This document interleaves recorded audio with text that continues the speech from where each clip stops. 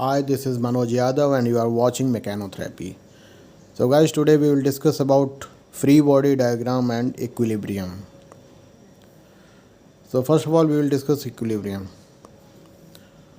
Whenever a force acts on a body, the main effect of the force is either to move the body in linear direction or to rotate the body.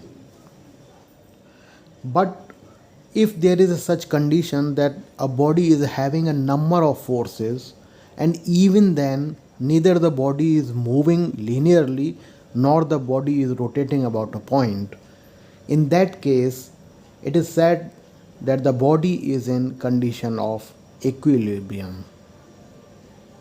So for a body to be in equilibrium, there are two main conditions. One is sum of all forces must be zero, and another one is sum of all movements must be zero. That is, all the forces must be balanced and all the movements must be balanced. Now, conditions of equilibrium for non-concurrent forces. If the forces are non-concurrent, that is, they are not meeting at a common point, in that case conditions of equilibrium are three. That is, sum of all horizontal forces equal to 0, sum of all vertical forces equal to 0, and sum of all movements equal to 0. So these three are the conditions of equilibrium or equilibrium equations for non-concurrent forces. First one, sigma fx equal to 0, second one, sigma fy equal to 0, and third one, sigma m equal to 0. Now while making equations, you must keep it in mind that forces in positive, horizontal forces in positive x direction will be taken as positive, in negative direction will be taken as negative. Similarly, while making equation for sigma fy equal to 0, vertically upward forces will be taken as positive and vertically downward forces will be taken as negative. Similarly, for making third equation, that is sum of all movements equal to 0, we will take anti-clockwise movements as positive and clockwise movements as negative, and sum of all movements will be 0. So these are the three conditions of equilibrium for non-concurrent forces. Now, if the forces are concurrent, then sum of all movements will already be 0. So in that case, we are having only two conditions of equilibrium, sigma fx equal to 0 and sigma fy equal to 0. That is, sum of all horizontal forces must be 0 and sum of all vertical forces must be 0. These two are the conditions of equilibrium for concurrent forces. Now there is a term equilibrant. So what actually equilibrant is? A force that brings a system in equilibrium, that is called equilibriant. Now if a number of forces are acting on a body, then the body will have a net resultant. If we apply a force equal to the resultant and in opposite direction, then this force will bring the system in equilibrium. Hence this force will be said to be as equilibriant of this system. So a force which brings the system in equilibrium is called equilibriant. It is always equal to and opposite to the direction of resultant. Now, free body diagram.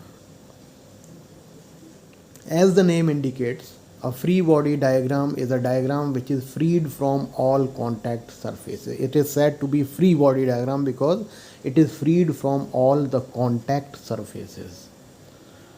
So whenever we draw this diagram, we remove all the surfaces, all the contact surfaces, and instead of them we apply the reactions which they exert on the body. So a diagram which represents only all the reactions and forces acting on the body and which is freed from all contact surfaces, that diagram is called free body diagram. The purpose of free body diagram is to find out the value of unknown reactions or tensions in strings, etc. You can see in the diagram a roller is there on the ground or surface. Now the weight of the roller will act on the ground. Ground will also exert a perpendicular reaction on the roller. This reaction will act at the point of contact and perpendicular to the fixed surface. So in this way we can draw the free body diagram of any system. You can see one numerical on free body diagram. A right circular roller of weight 5000 Newton rests on a smooth inclined plane. Find tension in the cord if a horizontal force of 1000 Newton is applied at point C. You can see a roller is there on the inclined plane whose angle of inclination is 20 degree. This roller is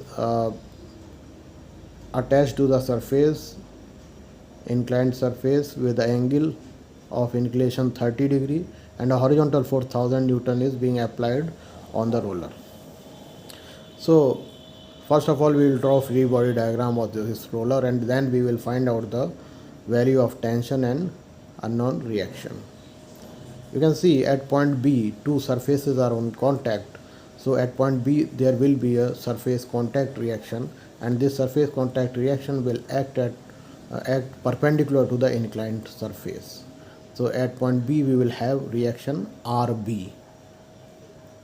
Now there will be a tension in the string also.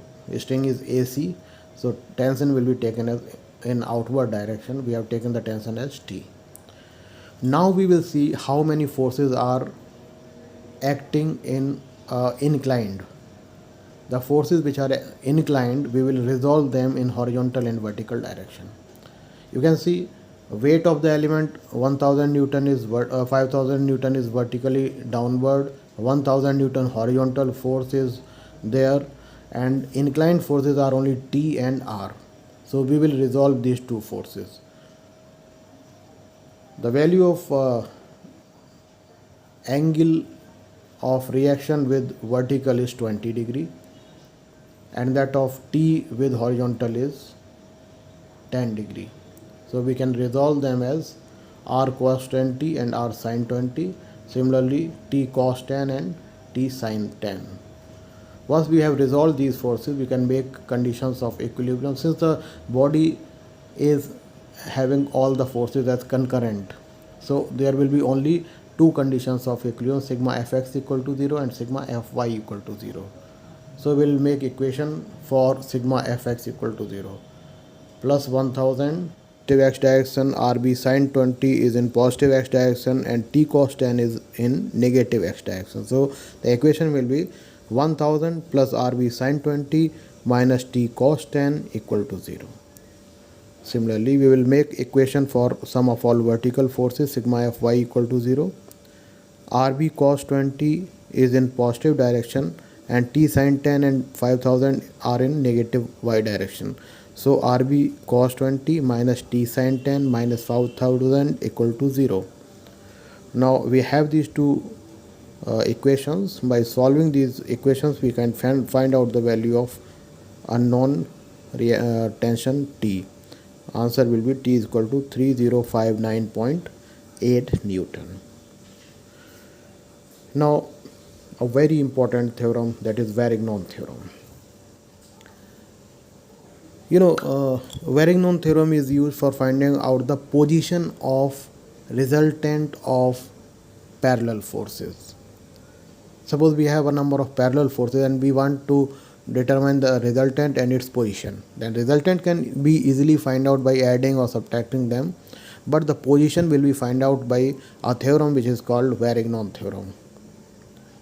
Varignon theorem states that movement of a force about a point is equal to sum of movements of its components about same point. That is, we can take the movement of net force about a point, and this force will be equal to, if we take the components of this force and then take movement about same point and then add them, then these two movements will be equal. That is, sum of movements of the components of force will be equal to the moment of its the force about a point.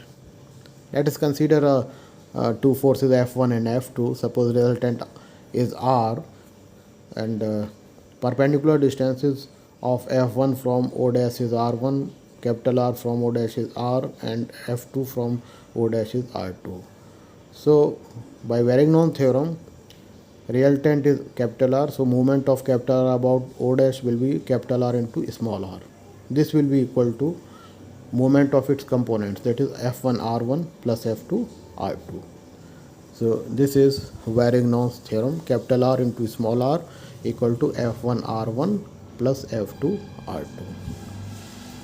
Now in our next chapter we will discuss how to derive Varignon theorem. I hope you must have enjoyed the video. Thank you everyone.